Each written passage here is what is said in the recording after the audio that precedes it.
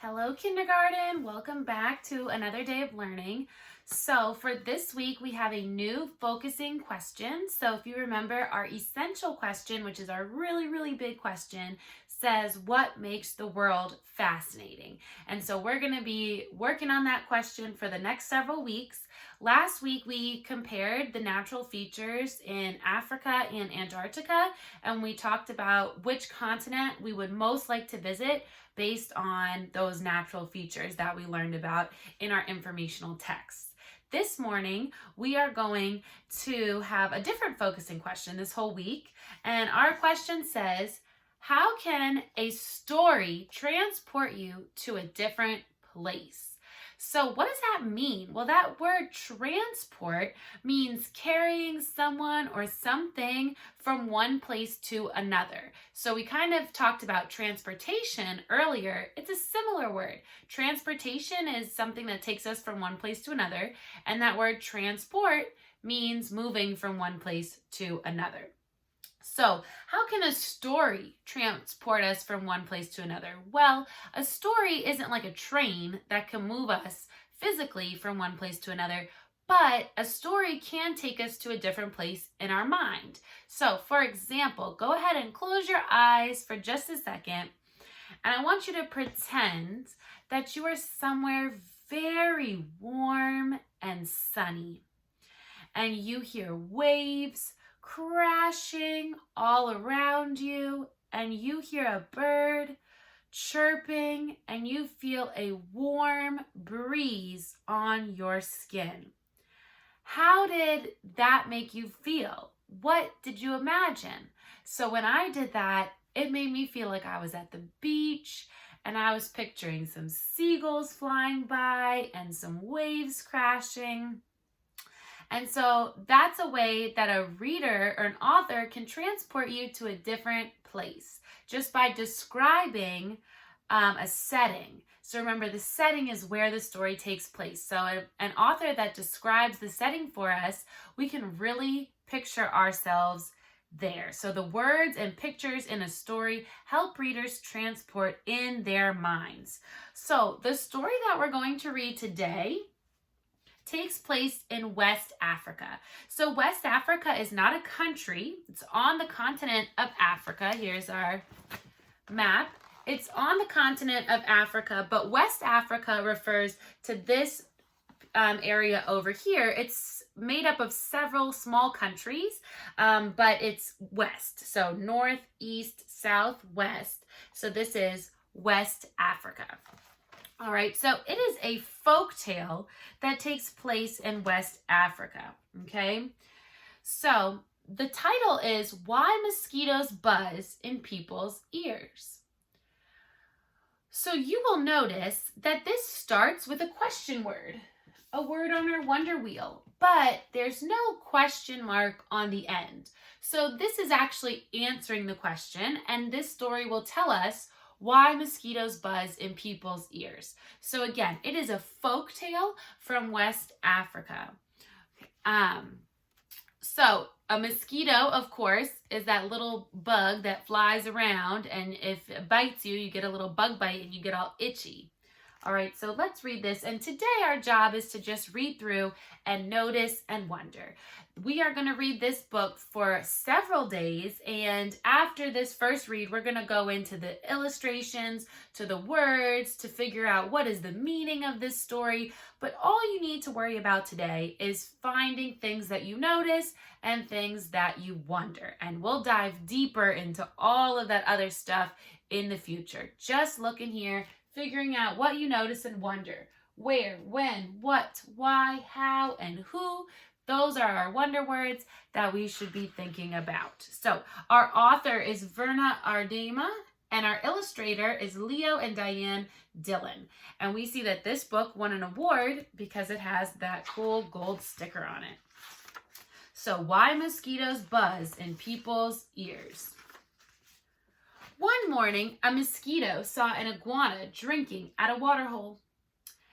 The mosquito said, "Iguana, you will never believe what I saw yesterday." "Try me," said the iguana. The mosquito said, "I saw a farmer digging yams that were almost as big as I am." "What's a mosquito compared to a yam?" snapped the iguana grumpily. "I would rather be deaf than listen to such nonsense." Then he stuck 2 sticks in his ears and went off, meek, meek, meek, meek, through the reeds.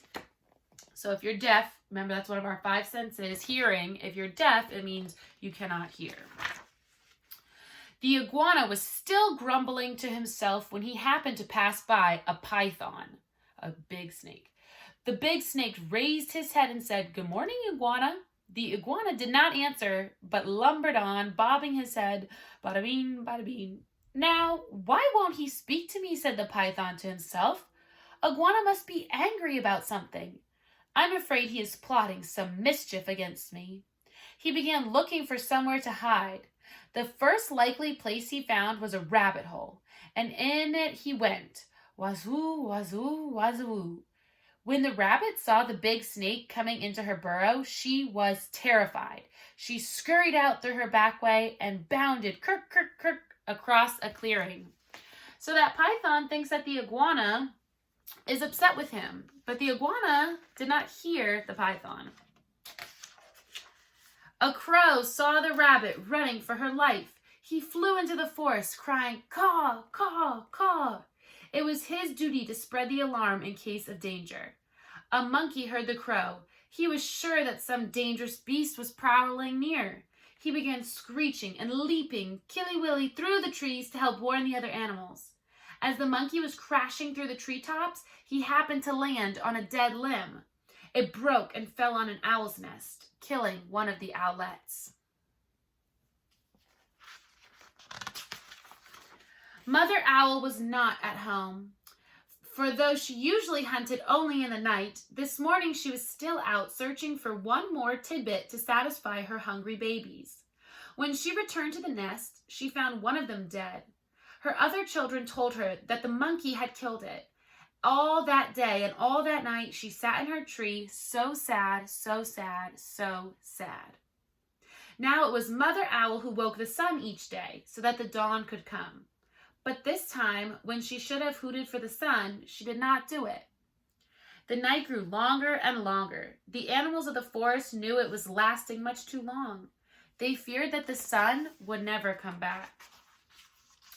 At last, King Lion called a meeting of the animals. They came and sat down, pem, pem, pem, around a council fire. Mother Owl did not come, so the antelope was sent to fetch her. When she arrived, King Lion asked, "Mother Owl, why have you not called the sun? The night has lasted long, long, long, and everyone is worried." Mother Owl said, "Monkey killed one of my owlets. Because of that, I cannot bear to wake the sun." The king said to the gathered animals, "Did you hear? It was the monkey who killed the owlet, and now Mother Owl won't make the sun so that the day can come."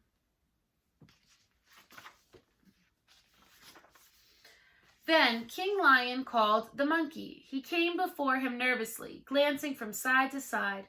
"Rum, rum, rum, rum." "Monkey," said the king, "why did you kill one of Mother Owl's babies?"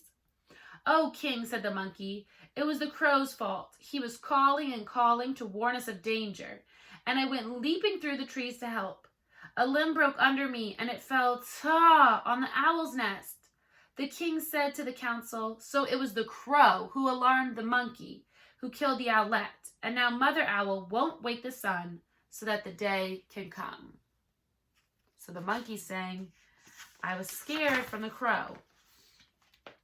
Then the king called for the crow. That big bird came flapping up. He said, "King Lion, it was the rabbit's fault. I saw her running for her life in the daytime. Wasn't that reason enough to spread an alarm?"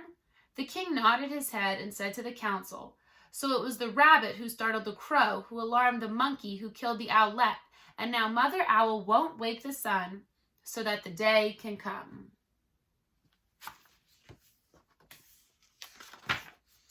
The King Lion called the rabbit. The timid little creature stood before him, one trembling paw drawn up uncertainly. "Rabbit," cried the king, "why did you break a law of nature and go running, running, running in the daytime?" Because normally rabbits only run around at night. "Oh, king," said the rabbit, "it was the python's fault. I was in my house minding my own business when that big snake came in and chased me out. The king said to the council, so it was the python who scared the rabbit, who startled the crow, who alarmed the monkey, who killed the owlet, and now Mother Owl won't wake the sun so that the day can come. King Lion called the python, who came slithering, wazoo, wazoo, past the other animals. But King, he cried, it was the iguana's fault. He wouldn't speak to me, and I thought he was plotting some mischief against me. When I crawled into the rabbit's hole, I was only trying to hide. The king said to the council, so it was the iguana who frightened the python, who scared the rabbit, who startled the crow, who alarmed the monkey, who killed the owlet, and now Mother Owl won't wake the sun so that the day can come. Now, the iguana was not at the meeting, for he had not heard the summons. The antelope was sent to fetch him. All the animals laughed when they saw the iguana coming, bada bing, with the sticks still stuck in his ears. King Lion pulled out the sticks, perp, perp. Then he asked, Iguana, what evil have you been plotting against the python? None at all, cried the iguana. Python is my friend. Then why wouldn't you say good morning to me? Demanded the snake. I didn't hear you or even see you, said the iguana. Mosquito told me such a big lie, I couldn't bear to listen to it. So I put sticks in my ears. Laughed the lion. So that's why you had sticks in your ears? Yes, said the iguana. It was the mosquito's fault. King Lion said to the council, so it was the mosquito who annoyed the iguana, who frightened the python, who scared the rabbit, who startled the crow, who alarmed the monkey, who killed the owlet. And now Mother Owl won't wake the sun so that the day can come. Punish the mosquito, cried all the animals. When Mother Owl heard that, she was satisfied. She turned her head toward the east and hooted, hoo, hoo, hoo, and the sun came up. Meanwhile, the mosquito had listened to it all from a nearby bush. She crept under a curly leaf, and was never found and brought before the council. But because of this, the mosquito had a guilty conscience. To this day, she goes about whining in people's ears. Zzz, is everyone still angry at me? When she does that, she gets an honest answer. Kapow! What do you do when you hear a mosquito buzzing by you? That's my wonder question. So that was a really neat African folktale story about why mosquitoes buzz in people's ears. We're going to break down that story farther and look at the essential meaning and define a lot of new words in there because there were lots of new vocab words that we might not have known, and we're going to do that all later. But in the meantime, think of what questions you have about that story. What do you wonder about? What did you notice? And send them my way so that we can answer all of our questions. Have an awesome day, you guys, and I'll see you tomorrow.